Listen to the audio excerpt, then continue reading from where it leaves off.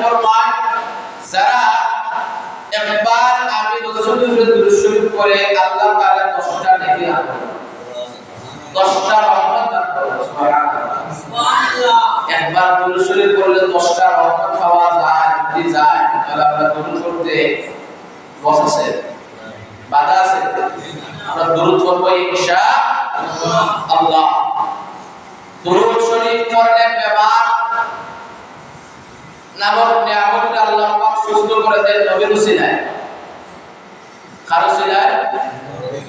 নবীর উসিলায় দিয়া দোয়া করলে আল্লাহ পাক দোয়া কবুল করেন কারণ রহমতের নবীর আল্লাহ পাক রব্বি কারীম অনেক মর্যাদাবান বানিয়েছেন অনেক রহমত দিয়া দুনিয়ার জন্য প্রেরণ করেছেন সুবহানাল্লাহ আমরা ওই নবীর উম্মত যেই নবীর উপরে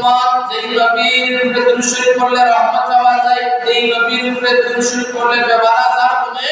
আমরা সেই নবীর উম্মত আলহামদুলিল্লাহ